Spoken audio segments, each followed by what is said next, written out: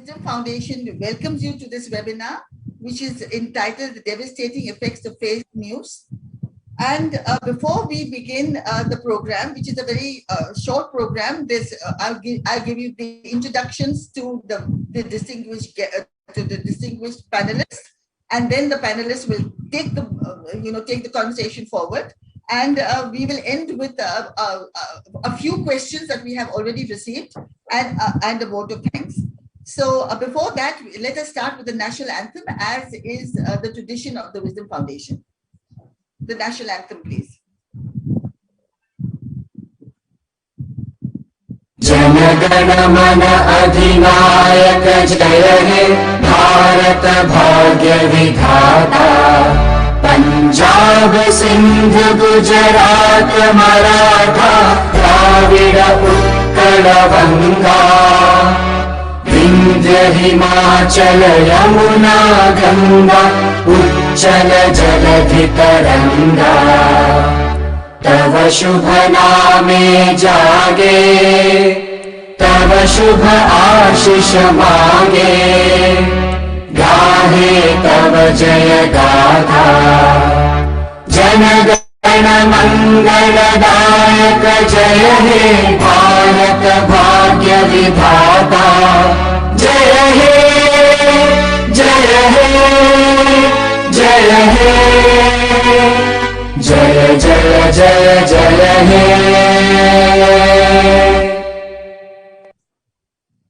Before we begin the introductions, just a word on the Wisdom Foundation. The Wisdom Foundation is a secular, democratic, Indian global initiative enshrining the principles of non-violence, peace building, communal harmony, conflict transformation, and humanitarian service. It believes and promotes Gandhian values and norms. We believe, as Mahatma Gandhi said, that a small body of determined spirits fired by an unquenchable faith in their mission can alter the course of history. It assists and collaborates with like-minded organizations in national and international areas of mutual interest. We at the Wisdom have noticed that presently the rise of fake news highlights the erosion of long-standing institutional bulwarks against misinformation in the internet age. Concern over the problem is global. Besides attacking the sanctity as well as the credibility of the media and honest journalism, vulnerabilities of individuals, institutions, communities, and society to the manipulations of malicious actors are affected by gross misinformation. In the past 2 decades, the winds of change seem to be moving the direction of the media. Where to? One doesn't know. The moot question is, where is the media, particularly social media, heading? We have 2 outstanding colossal media giants today in conversation on the subject. We wait in eagerness to hear them. Their biodata run into pages, impressive and remarkable. And I will briefly only outline a few of their accomplishments and achievements. Dr. Farid Zakaria, I express my deepest gratitude to you for sparing your time and being with us. At the inception, let me submit that it is an enormously difficult task to introduce such an eminent, notable figure like Dr. Zakaria and even Kumar Ketkar ji. More difficult it is to put into words the remarkable persona of the legends, outstanding people of prodigious dimensions. Dr. Farid Zakaria is a prolific author, editor, political analyst, and one of the most important Indian Americans today, I would say the most important one.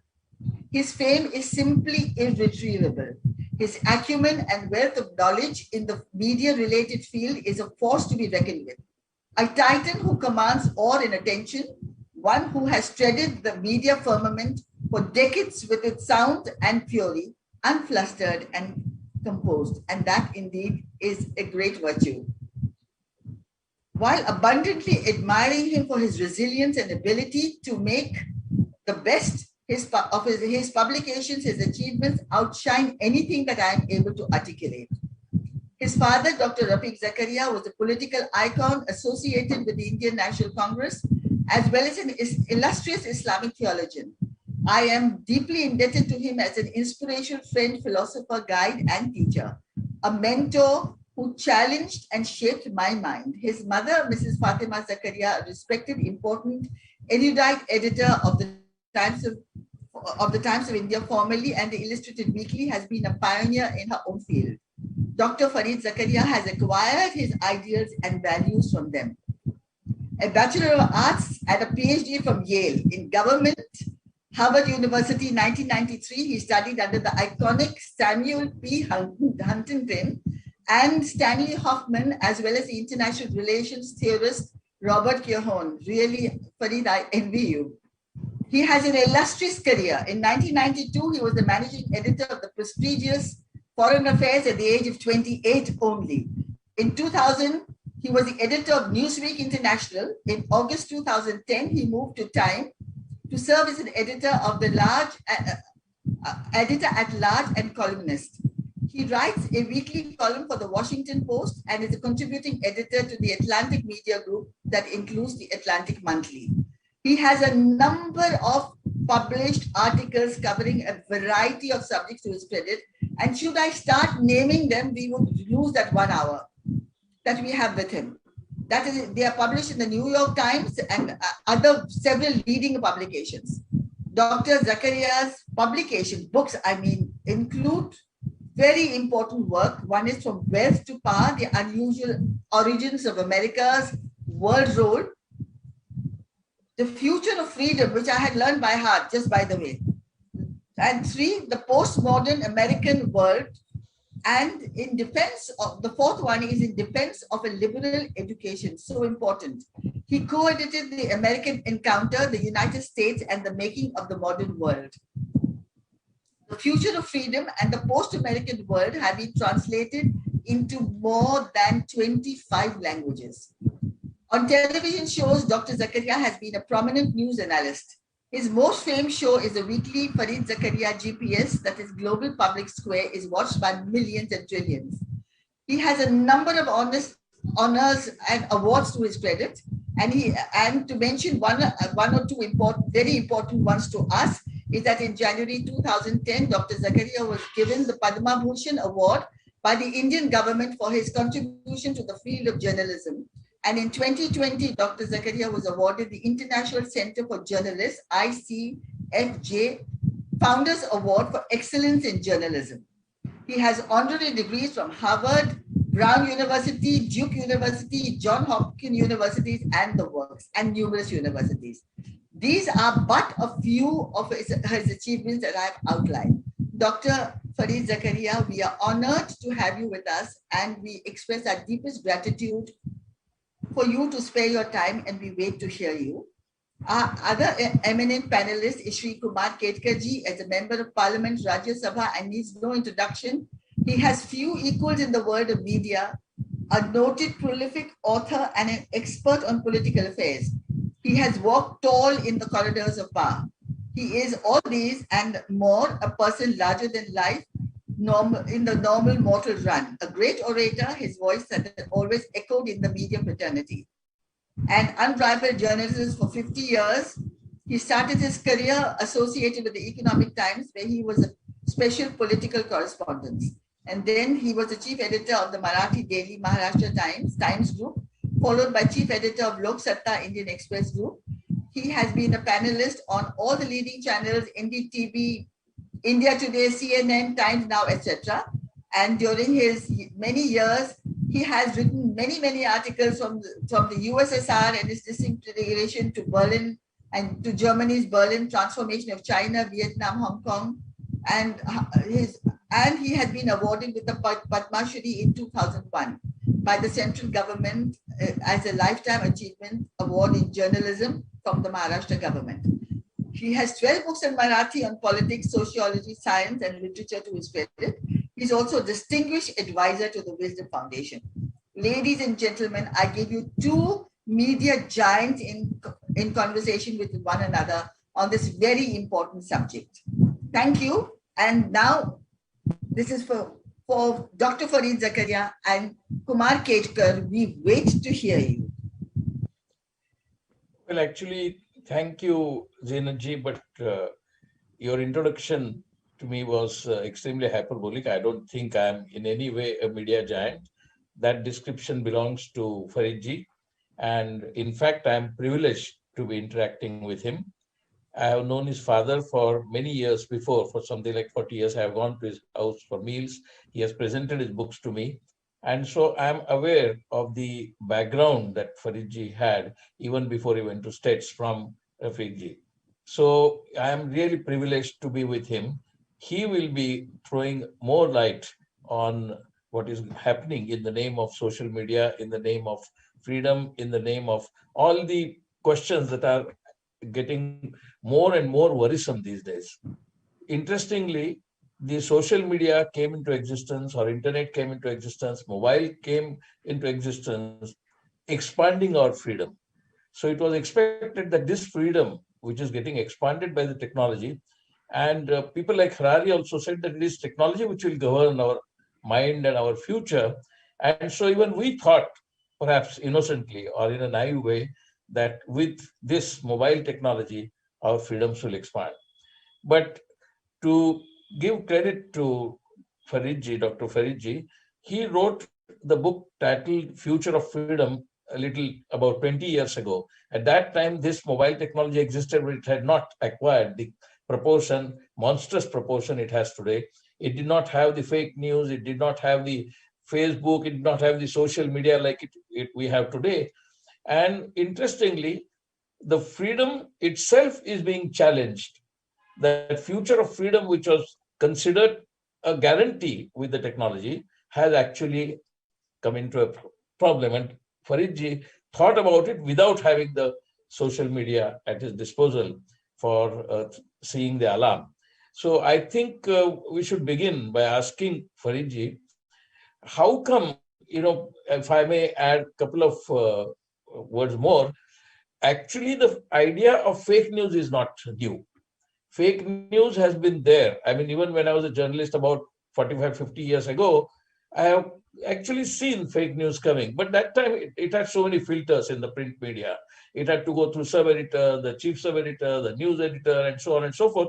So it was not possible for the fake news to be circulated through print, though there was a fake news. In fact, a friend of mine suggested when he read this topic that how are you sure, he asked me sarcastically, how are you sure that Sanjay, who was explaining Mahabharata as the war in Kurukshetra to Dhritarashtra, are you sure that he was giving a correct news or he was also giving partly a fake news? But let us keep that kind of fable or that kind of Puranic stories away. What we are witnessing today is the fake news which is acquiring almost the same dimension of monstrosity that a nuclear bomb once had.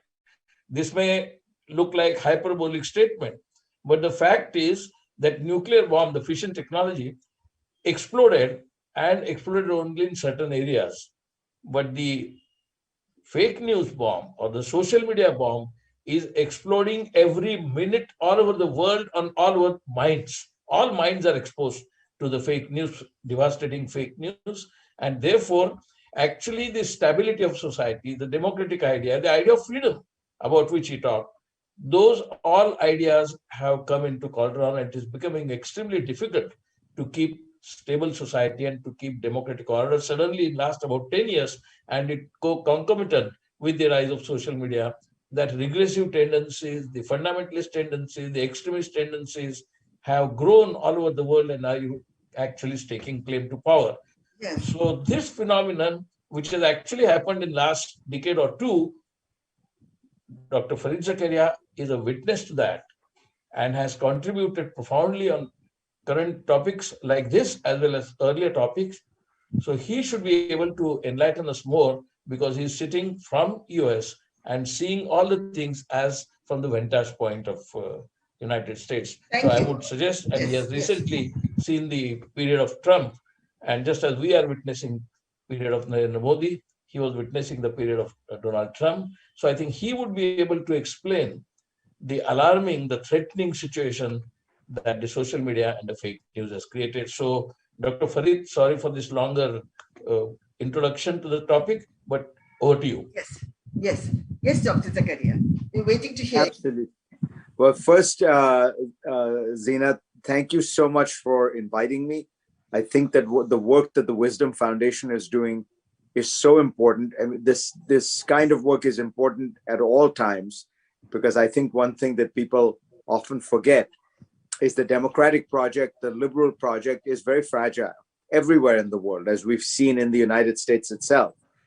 And it needs people who are as committed to it as you are, and as committed not just to the institutions, but to the values. Kumarji, you raised a series of very important questions, and you put them in exactly the right political and historical context. So let me begin by saying, why was it that about 20 years ago, when I started to work on this idea of illiberal democracy in the future of freedom, why did I sense that there was this problem? And what was my thinking about it at the time? I think the fundamental drivers that we are dealing with here are extraordinarily rapid social change on the one hand, and extraordinarily rigid human institutions on the other. So what do I mean by that? If you think of the last 20 or 30 years, we have seen a more rapid kind of social change than we have for many, many decades. Possibly, there were periods in the Industrial Revolution when you saw this much change, but I somehow doubt that you saw even in those periods the kind of change we're seeing. We have seen massive globalization, a kind of creation of a single global system after the fall of communism, of a kind that really never existed before. Right? Even when one talked about globalization and trade in the 1900s, you were talking about a handful of countries in the Western world. The rest of the world were the colonies of those countries. But now you have a single global system where everyone is connected, but no one is in charge. And that reality has created an extraordinary amount of dynamic growth that has taken place all over the world. All of us who have followed India, those of you who've lived in India know it well. India has changed in the last 30 years more than it did in the preceding 100 years, one could argue. You add to that the information revolution, which has taken all this kind of accelerating change to a new dimension. So that, as Kumarji was saying, you have essentially created these supercomputers that exist in every person's pocket, with enormous power for good, but also enormous power for harm. But add to that also the kind of social demographic changes that are taking place in countries like India, but all over the world. The India that I left still had an average birth rate of 7 children. That has dramatically been reduced. And you can see the reduction even going down to levels that have taken place in South Korea and Singapore. The places with the lowest fertility rates in the world, the lowest childbirth rates in the world, are no longer in the Western world. They're in Singapore and South Korea. So what you see is the process of modernization causing enormous change. Think about the way in which there has been a much greater degree of acceptance and inclusion of people of different castes, creeds, religions. So what I'm describing is a kind of cocktail of extraordinary social change that has taken place in the last 30 years. And yet, political institutions are very rigid by nature and by definition. And human nature itself doesn't change that much. So you have, on the one hand, this massive amount of change. On the other hand, these rigid institutions and the reality of human nature, which is itself slow to move. And you have an inbuilt problem. And so that is one of the causes, I think, for one of the fundamental causes for what's going on. Technology is not itself the problem. Technology is the accelerator of this problem. The problem exists when you have this kind of mismatch. And what this mismatch then does is it creates enormous anxiety among people, enormous sense of bewilderment, a sense of, what kind of world am I in? The old order has been overturned. I see no new order, and I fear for my place in it. And I think if you look at the common theme of the people who have given their support to the Narendra Modis of the world, to the Erdogans of the world, to the Putins of the world, to the Donald Trumps of the world. It's this very similar idea. The most important word in Trump's slogan is "Make America Great Again," is the again, because it is a hearkening back, it is a nostalgic hearkening back to some Garden of Eden that existed before all this change, before all this turbulence, before all this upending of social norms. So everyone is promising to go back to a simpler time, a time when the people you are talking to felt like they had a settled life, a settled social hierarchy in which they are in charge. Now, those times vary, of course. Putin tells you he's going to take you back to the period of Russia's greatness. Trump is essentially imagining a 1950s America, where there were no uppity women, there were no, blacks knew their place, immigrants knew their place. And Modi is, in a sense, taking you back, in some ways, the furthest. He's taking you back to an imagined period when you didn't have to deal with these secular humanists, obviously the British, the Mughals. I mean, I don't know how far back he goes, but if you look at the name changes, the changes in history, there is a kind of imagined India that existed, I don't know, maybe 1,000 years ago, to which he wants to go back. But these are all very similar. Erdogan is taking you back before Ataturk, before the westernization and modernization of Turkey. And so that is the fundamental driver, this sense of unease and anxiety, and then the demagogue who comes along and says, I have a simple answer for you. It's all because of these people, and these people vary, of course, and I'm going to take you back to some period of purity, simplicity, stability. Then you add to it the reality of this technology that we have developed.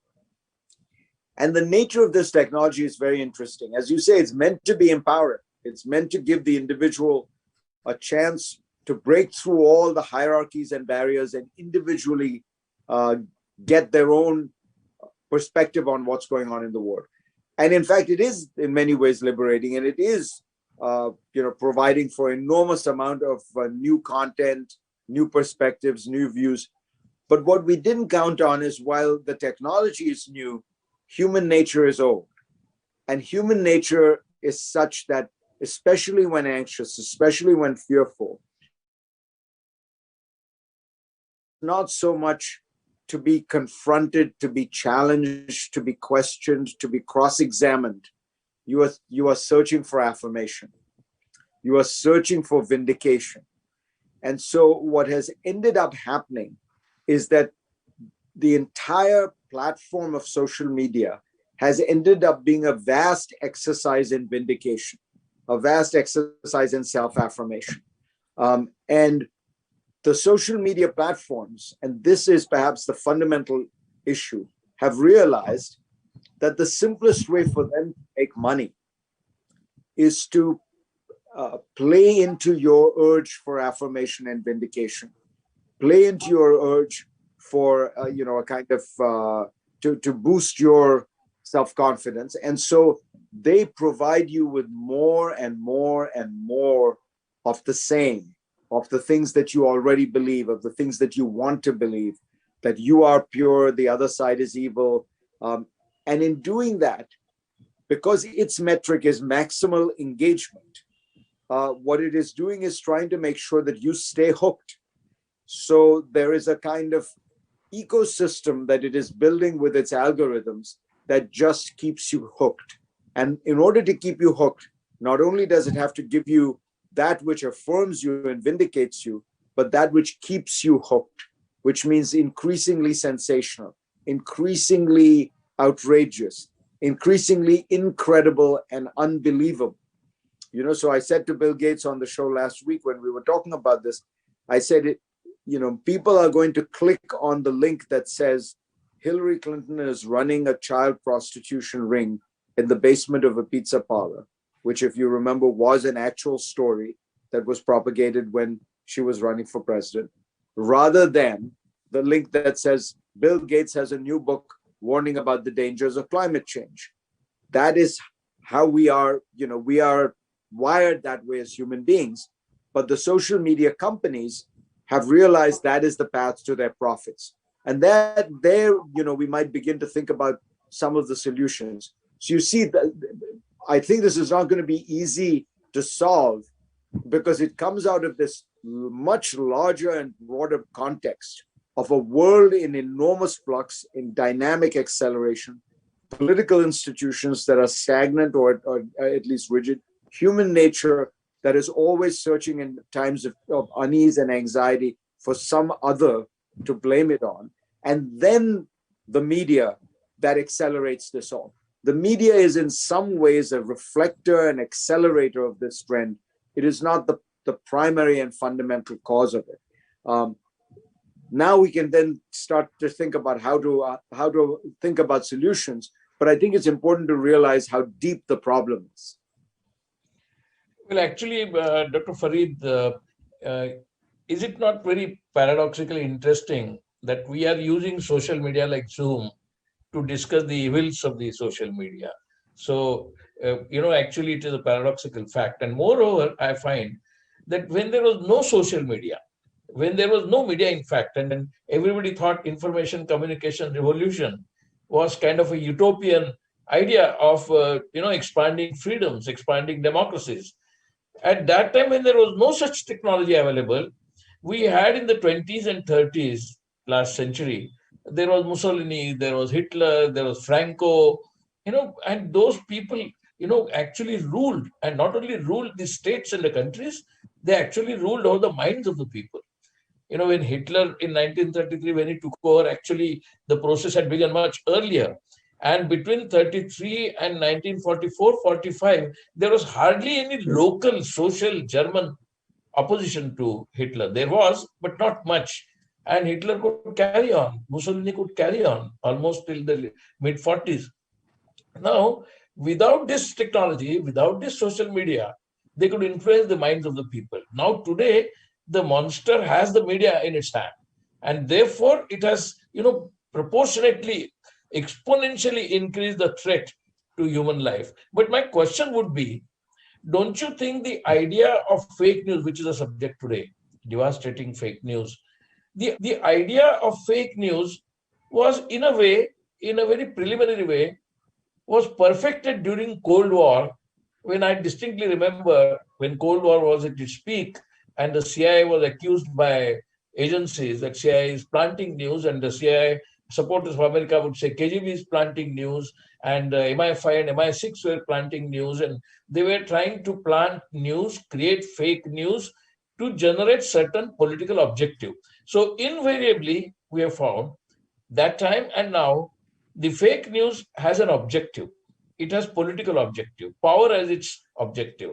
And moreover, not only power is its objective, it is not some weird man, some kind of a psychologically deranged person who is generating fake news on mobile. Now they are organized troll armies, there are troll gangs, there are fake news organized gangs. It is like a difference between a pickpocket, which is an individual crime, to organized crime, to mafia, and to gangs. So now the social media has been getting used by the social media gangs, and therefore it has created a more threat to human society or to human behavior. I have another question which you raised more to it, but don't you think that it has its origin even earlier in 20s and 30s and also in Cold War, and it has now only expanded that threat of through social media, don't you think? Yes, Kumarji, you're absolutely right. And I would point out that in the 20s and 30s, you had a very similar situation than in terms of what I'm describing. After all, what was happening in the period around the, say 1900 to 1925, you have enormous change, right? This is the period where the introduction of electricity, cars, telegraph, telephone, movies, radio, all these new technologies come about. So it was a comparable period of a kind of technological globalization revolution that is taking place. So enormous change as the world is moving, particularly the Western world, moved from agriculture to industry. At the same time, you have these new medias that come about. And what is it that happens? That those people you mentioned, the Mussolinis, the Hitlers of the world, mastered the new media of their time, which was the radio, which was the short movie. You remember Hitler places enormous attention to imagery, to symbolism, and then to have it captured on film by the great filmmaker Leni Riefenstahl, who makes this extraordinary movie, Triumph of the Will, about the Nuremberg rallies and about Hitler's rise to power in general.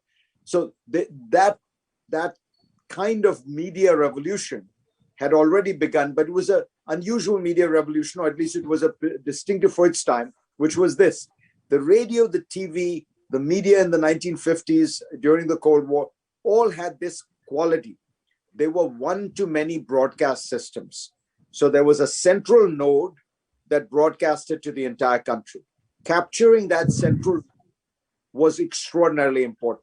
And that's why the key issue was always, how do you capture that node? Either you have to make incredibly compelling speeches, the mastery of the radio was important. That's why those movies, those documentary movies were important, because you need to capture that central node and make sure that it disseminates it to the rest of the country.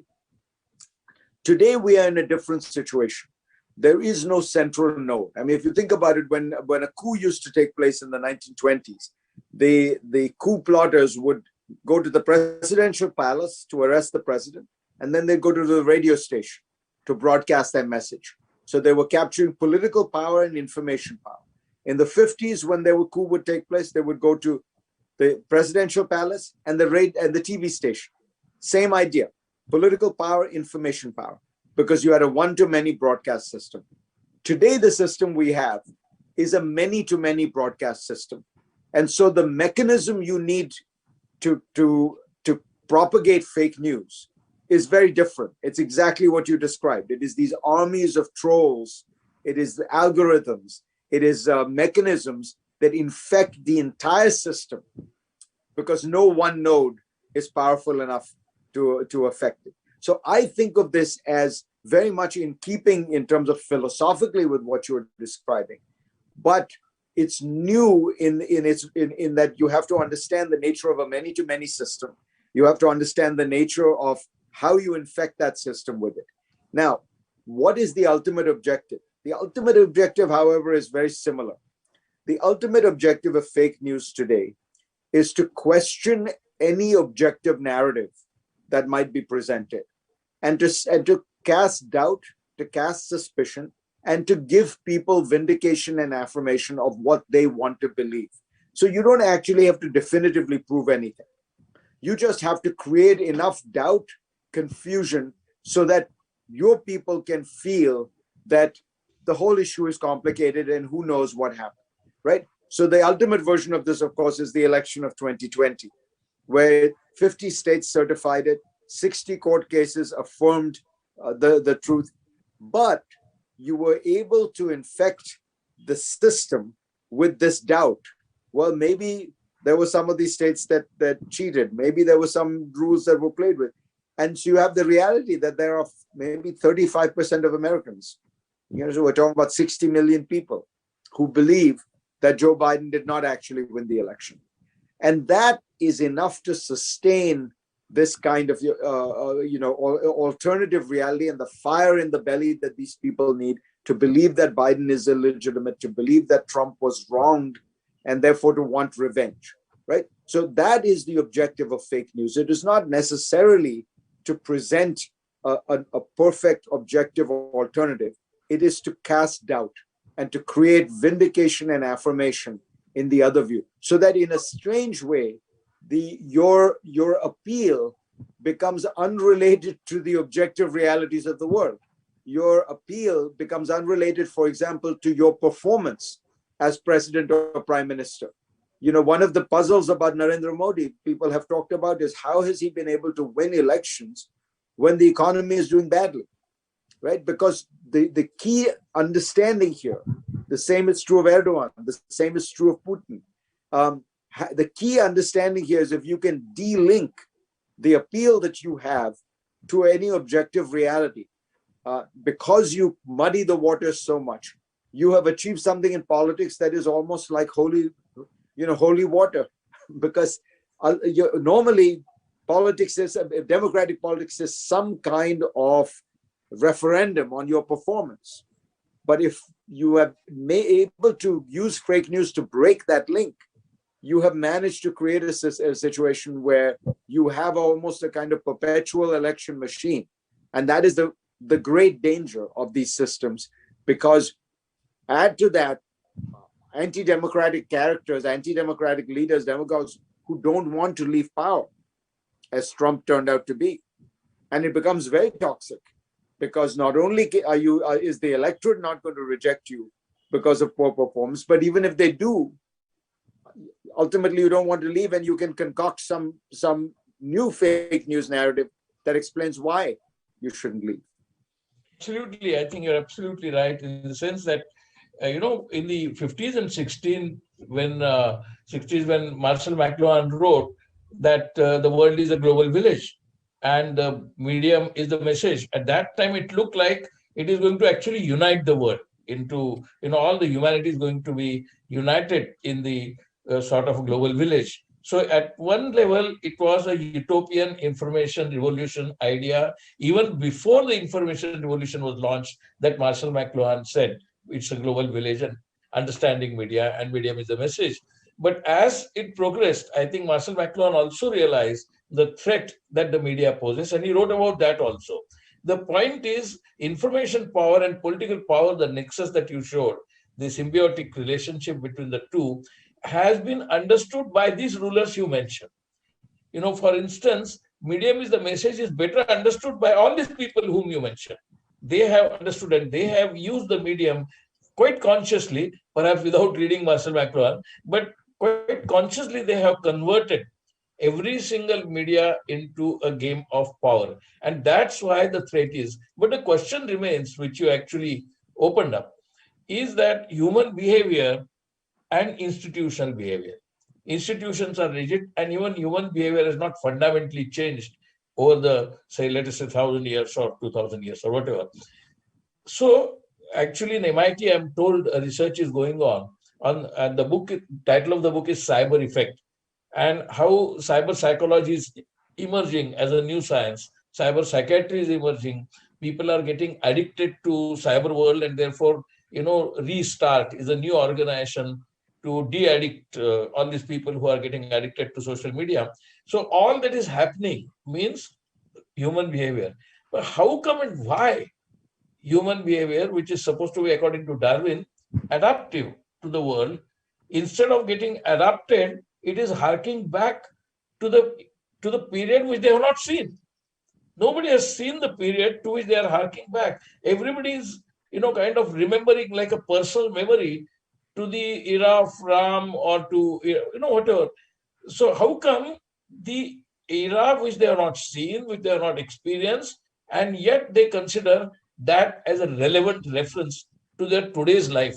That is a very difficult question to understand in terms of behavior, which you mentioned. So what are your thoughts on that? Yeah, I mean, you're raising a very profound question.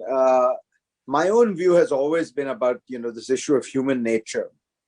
Human nature contains within it many things. There is no one fixed human nature. We have within us the dark side. We have within us what Lincoln called the better angels of our humanity.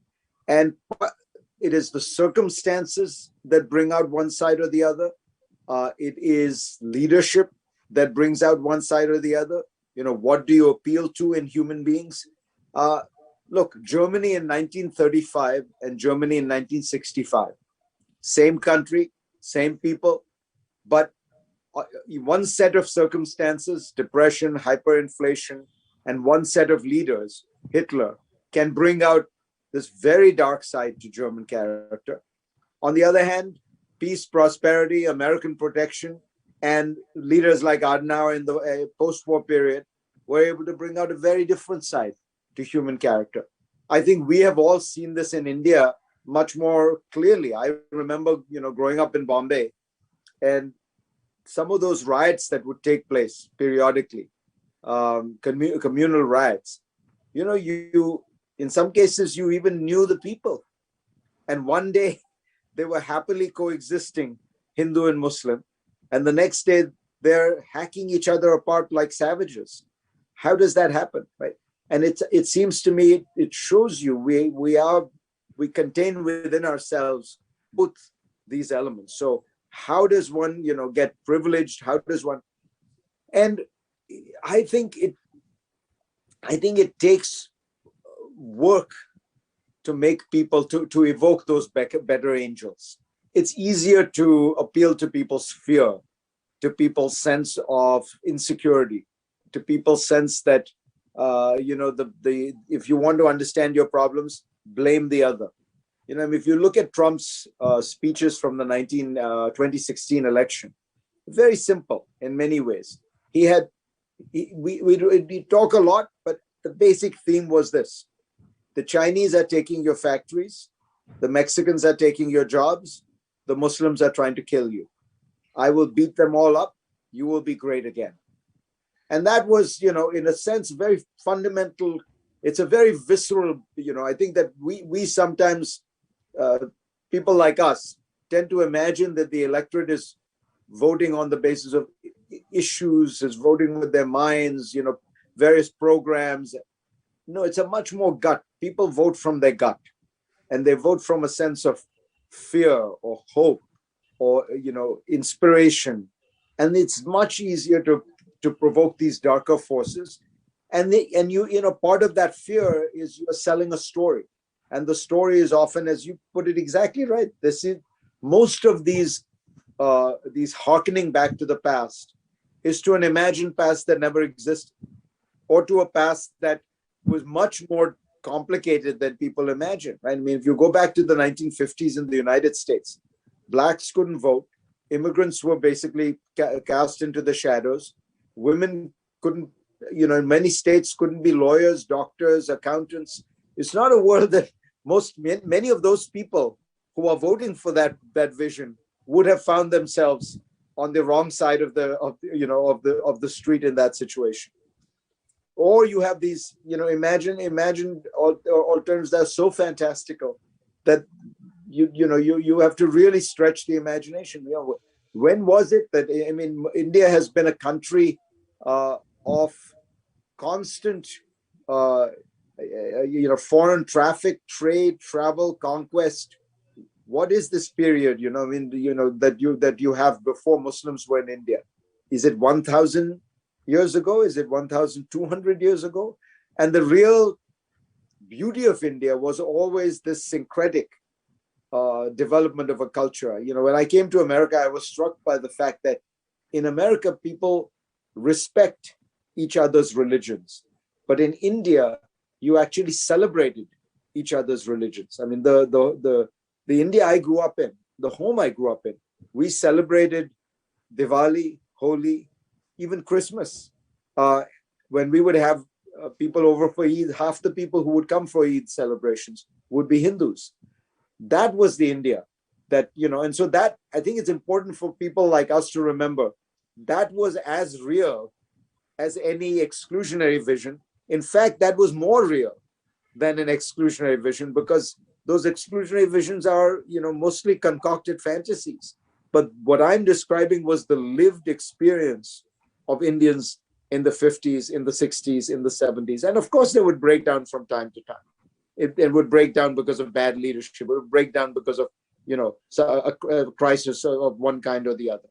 But it's easy to highlight the periods of conflict without remembering the much longer periods of coexistence and harmony that existed between those periods of conflict. And that, part of the story, Kumarji, may be that we have to become better storytellers. Everything is a story. Everything is a narrative. And if the narrative is one of, of conflict, destruction, death, then that becomes if that's the only story you hear, is that the Ram temple was destroyed, and God knows whether it was or was not. But if you don't hear the other stories of how Hindus and Muslims lived together in peace for hundreds of years, how Akbar married Hindu women. You know, if you don't tell those stories as forcefully, then you're going to lose. Actually, very very current topic of alarm of the fake news devastation. You have taken it brilliantly to the philosophical and historical level, and therefore I am sort of provoked to raise another question in that same in the same tune, in the sense that the 20s and 30s you described, when Mussolini and Hitler dominated Europe, and actually not only Stalin also was there, and globally the idea of violence prevailed. If you want national liberation, have violence. If you want anything, use violence as the means. Same period, 1920, 1930, here comes Mahatma Gandhi, who exactly takes a different route. Absolutely. What provoked him to do that? But the atmosphere, that's why there was Savarkar here celebrated, Subhash Chandra Bose celebrated. Many people inside the Congress also wanted Subhash Chandra Bose, and many people in many other, kind of communities wanted Savarkar to grow ideologically, that is. And yet, despite such pressures of ideology of violence, which was a global ideology of violence, all the people who were well-meaning utopian comrades thought that violence is necessary and therefore Stalin is necessary. So similarly, such atmosphere existed at that time, and yet Gandhiji could influence millions and billions of people. And from Kanyakumari to Kashmir to Nagaland, people, started saying that they are Gandhian. For what? Because Gandhi was not giving them any harking back, kind of theory. He was not giving them idea of violence. In fact, he was facing the most violent police force by non-violent means. And that inspired so many people, instead of getting, set into the base, kind of base ideas, villainous ideas, poisonous ideas, they could become profound. So the media, at that time, there is no social media. But Gandhiji's message actually knew only three languages, Gujarati, Hindi, and English. But his message could reach Tamil Nadu, from Rajgopalachari to Kamaraj, everybody could understand Gandhiji. Similarly, the entire North, everybody understood Gandhiji. Bengal, everybody understood Gandhiji without Gandhi actually speaking Bengal language as such. So that shows that media also has limitation. And perhaps it is possible that this is a phase of social media which will also reach a plateau, a kind of saturation. And perhaps the decline may begin, because people will be fed up. People will be actually saturated by this kind of propaganda, which is coming in the name of fake news and basically growing on the basis of journalism. Because what is fake news? Essentially a news written in a format of a journalism and presented on a social media. That's how fake news grows. Otherwise, it is not. Otherwise, it is just something else. Otherwise, it's a joke or a gossip. But fake news is something which is written in the format of a newspaper writing and circulated to you. Then it becomes a fake news and so-called semi-reliable or semi-credible. If it was not written in that format, if it was just like that, if I tell you something, if I tell you I just saw UFO landing in Delhi, if I tell, that's not fake news. That is not even gossip. That is some kind of a fantasy or whatever it is.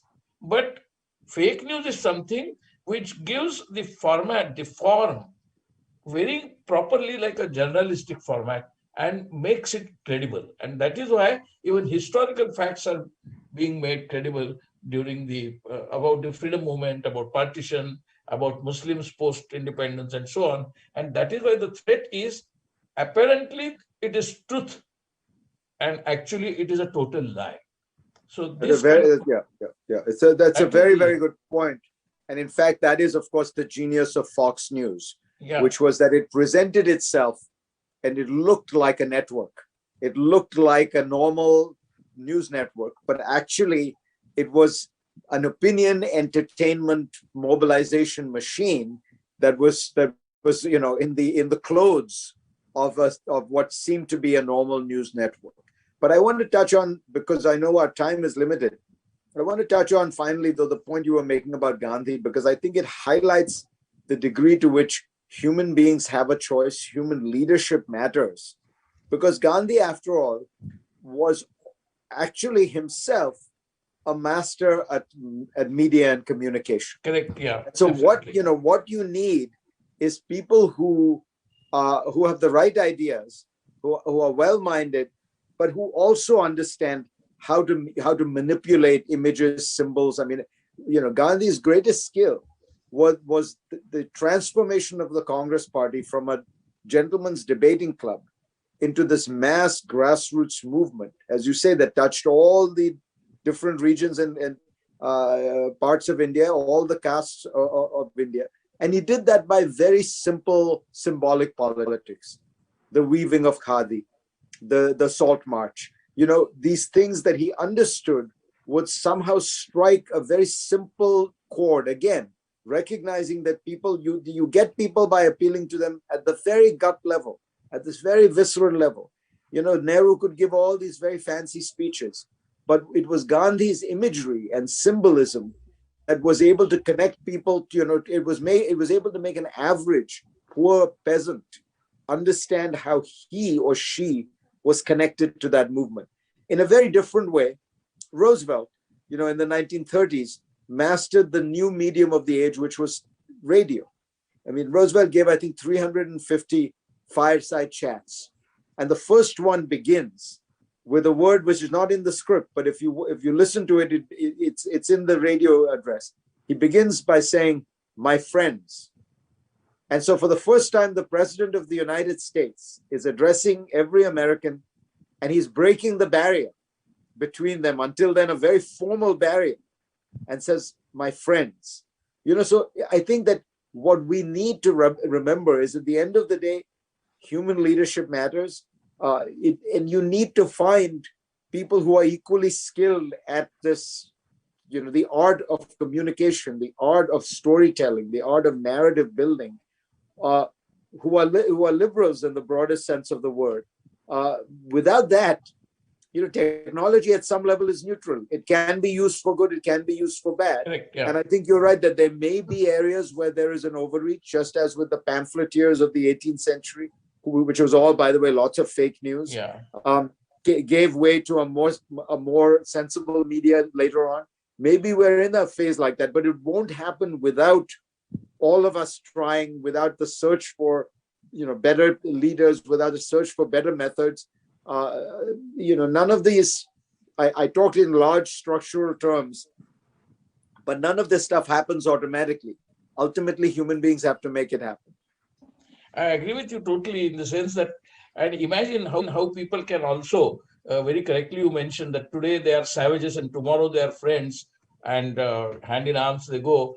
See, for instance, in 1947-48, so many people were killed. Estimate is anywhere between 10 lakh to 20 lakh people killed in the Holocaust of a communal. And so many people were houseless, homeless, devastated, women raped, and so on.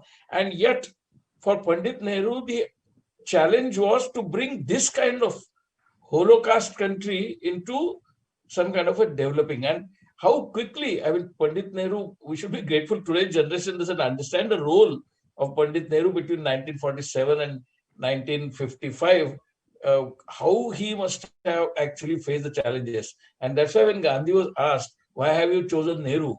he said, "He will speak my language internationally." And that's what Nehru, kind of did. His so-called Hindi Chini Bhai Bhai, which is ridiculed. But at that time, it was utopian and considerably working idea. It degenerated later on is a different thing. I don't want to go into that. But point is, you're right, that all that generation, influenced by Gandhi, continued by Nehru, actually brought India where it is today. And now we feel threatened. So, we have gone through those fluctuations. And those fluctuations, if we understand properly, I think we can even fight this. I remember I think we have just one or 2 minutes. Orson Welles read on radio in 1938, even before the war, the Invasion of Mars, play. And War of that the World. that created so much panic. So it can be considered as a fake news at that time.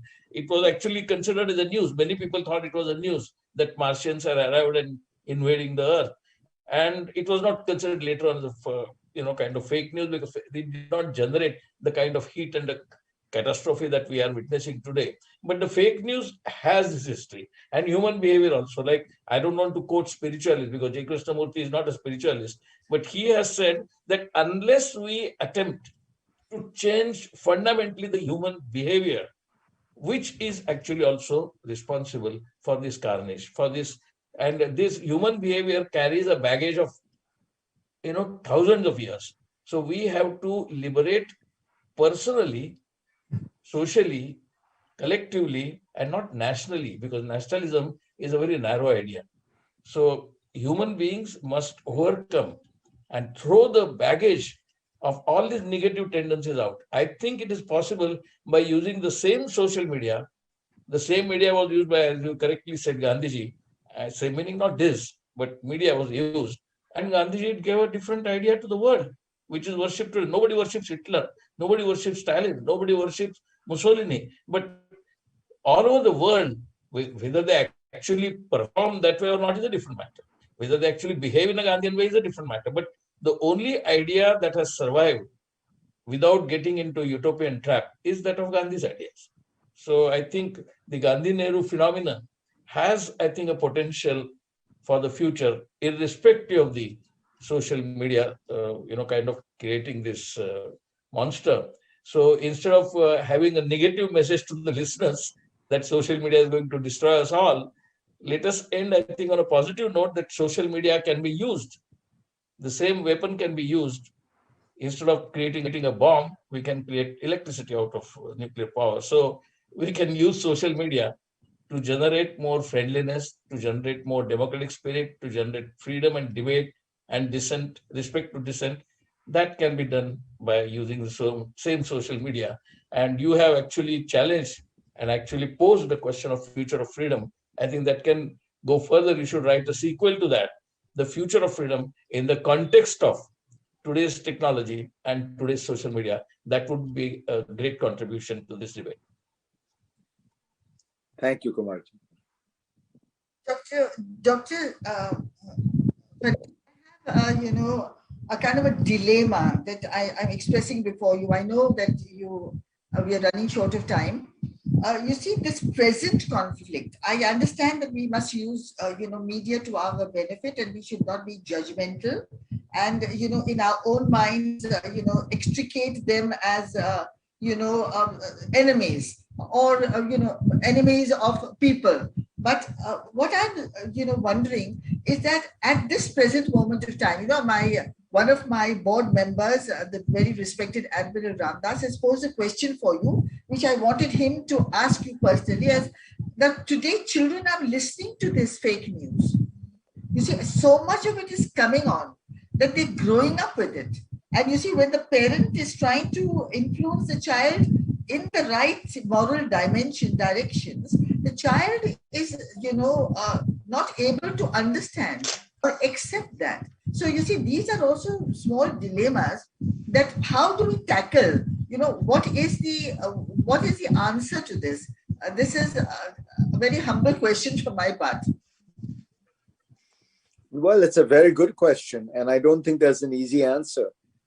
I think people are going to have to get skilled at navigating exactly what Kumarji was saying, which was that fake news dresses itself up as real news.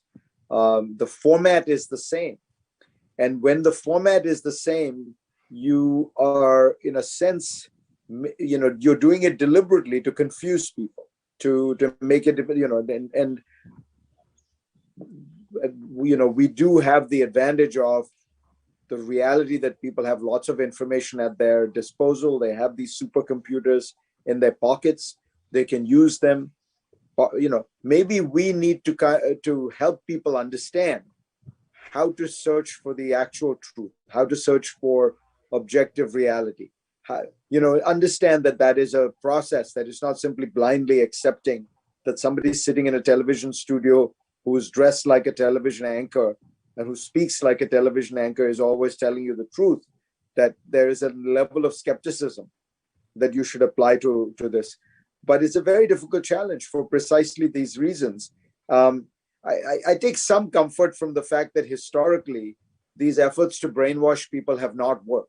I mean, did it work in the Soviet Union for 70 years? They were fed propaganda. You know, has it worked in, I'm not sure it's even working in communist China today. You know, I think that people have a sense of how to find the truth.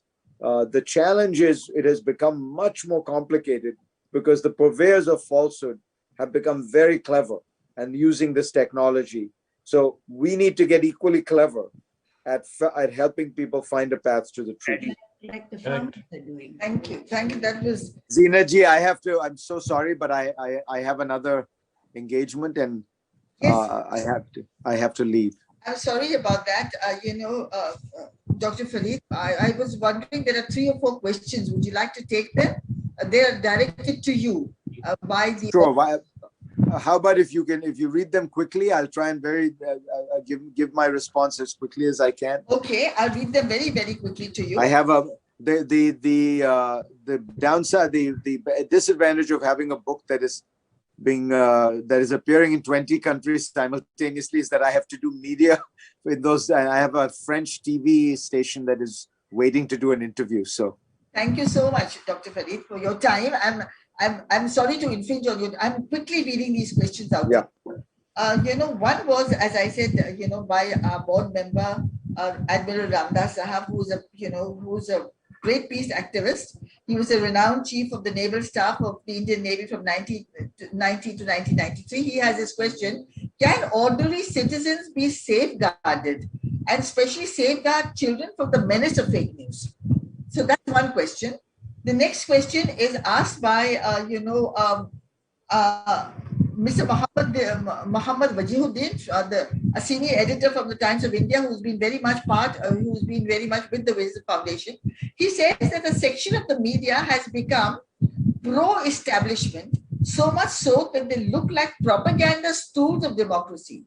How can faith in fairness of media be established? And there is, may I read the next question? Yeah, please. The next question is from a very senior journalist. Her name is Smruti Kopikar, who says that fake news is a threat to democracy and to stability in society and to the balance that society creates. It's upsetting the balance. So how does one counter fake news? You see, and the last question is by my friend, Mr. Tushar Gandhi, who is a great grandson of Mahatma Gandhi. He says that since one cannot ask for government controls over media, and media is now a business and false news profitable, then what is the way out? How can the monster of corporate media be tamed? It's a series of very, very good questions. And interestingly, they all center around this question of what can one do about this? So I think one place to look at the way in which the American media has tried to deal with Trump. And what they've tried to do was to relentlessly, persistently point out when he was lying, when he was telling a falsehood. The Washington Post ran almost a kind of daily count of how many things he said.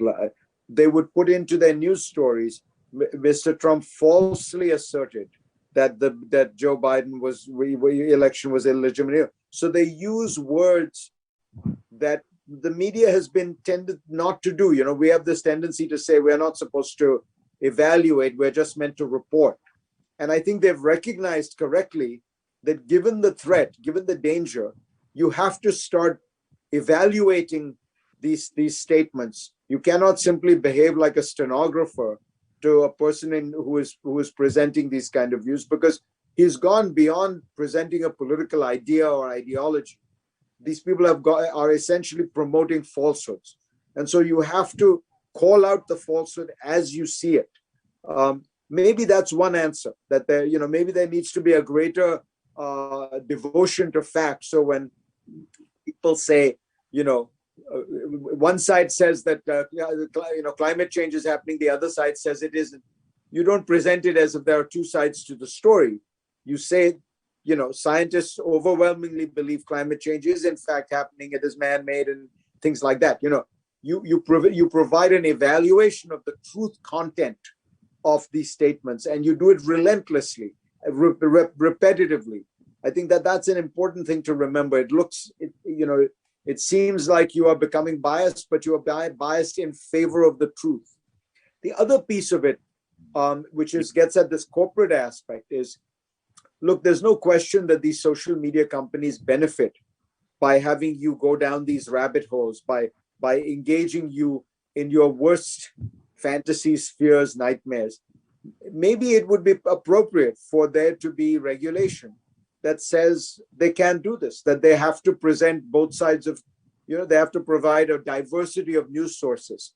The reality is these platforms have become so important. It's like the air we breathe. And just as in the old days, television could be regulated because the feeling was the airwaves were public, they had a public commons dimension to them. Maybe the internet has a public commons dimension to it, and anyone purveying information on the internet, like a Facebook, like a Twitter, like any of these places, has to abide by certain norms of, it used to be called in the United States the fairness doctrine. There are doctrines about fairness which have to be abided by, and perhaps that gets at one of the answers. But I think the important thing is we are starting this conversation. These technologies are new, and I think we need to continue to have this conversation and recognize that at the end of the day, the current situation is unacceptable. We have to get to a place where we can, in some way, we are not blind as society to the difference between truth and falsehood, reason and unreason, fact and emotion. We have to be able to make a distinction here. Anyway, I'm so sorry, but I do have to. Thank you so much. Thank you, Dr. Farid, for being with us. I have no words to express my gratitude to you. The Wisdom Foundation is very grateful to you. We would love to have you back, any time that you have the time to spare for us. And we'll see to it that we can, arrange, because people need to hear you, Dr. Farid. This is going into the YouTube, and I want the world to know, of your views. And I think the solutions that you have offered is the goodness that social media can also generate. That the morals, the values, the conscience, the human factor. And I think that's the biggest takeaway that you have given us today. Thank you so much for being with us. And I don't want to let you go, but you have other commitments, Dr. Farid. And let me tell you that it has brought to my mind a lot of memories of your dad, and of Dr. Saab, who used to talk to me in so many ways, at so many times when I was argumentative, about why should this not change, and put your foot down and bang on and stuff like that. When he calmly sustained me and opened up my mind and heart to what you are saying, that we have to look for the better, we have to use things for the better, and that we have to proceed with the better, with the best intentions. And yes, the unacceptable situation, we also have to tackle. So thank you for being with us. Thank you so much. And take care. Take care. Thank you, Faridji. Thank you. Thank you, Kumarji. Yeah. Thank you, Kumarji, for being here and with all your time and your brilliant, discourse. And I think the questions that were posed, I think today we have come into another perspective, point of view, another takeaway, Kumarji. And I think both of you have looked at it in the same way and brought to ourselves, to our individuals, to our great country, that perspective that, that there is that inherent goodness that we have to explore and we have to take ahead. And that, we don't have to feel all that depressed and bad about what things are. And at the same time, it's not that we have to be lying down. We have to bring about, a vision and a change. I think Mahatma Gandhi has left us this huge legacy and which we have to take forward. So thank you, Kumarji, for all your time. Thank you, Kumarji, for being part of the Wisdom Foundation, for always being with us. And we will carry this conversation forward. Once your session, in Parliament is over, we will take it forward and have deeper and have more discussions at the local level, how we can introduce these factors and, how the regulation that balance that society really needs has to be created. And I would, before we leave,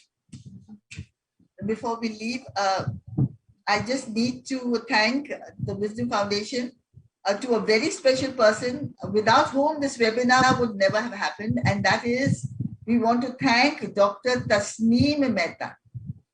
Without her, she's the daughter of Dr. Rafiq Zakaria and the former director of the Bahu Daji Lad Museum, Mumbai. She's an art historian, a writer, a curator, a designer, and a cultural activist. And Tasneem has pioneered the revival and restoration of several of Mumbai's cultural sites. She has also conceptualized, curated, designed, and implemented the restoration and the revitalization of the Dr. Bahu Daji Lad Museum, which has won the UNESCO 2005 Asia Pacific Award Excellence. Thank you for all your kindness and effort in making this webinar happen. I also want to express my deep gratitude to the media who are present today, and we are requesting you to report the message that the takeaway has been great. We look forward to your reporting this webinar. I express my deepest gratitude to Mr. Mohammed Wajihuddin, Senior Journalist of Times of India. He is a great media person, and he has stood by the Wisdom Foundation ever since its inception, and he is with us all the way. I want to thank Mr. Praveen Gaikwad and his entire team, to Sandeep and to Samir for all their, for the time that they have spent. They have been with me since 12 this morning, and they are still with me. They are not from Mumbai, and they have made this a technically perfect. Tomorrow, we hope to see this on social media. I think by 10 a.m. in the morning, it will be on Facebook, it will be on YouTube, and it will be on Instagram. For those who have missed it or would like to re-watch it, we would like to see it. Thank you very much, Praveen ji, Mr. Praveen Gaikwad, for coming all the way and supporting the foundation and being with us. Thank you.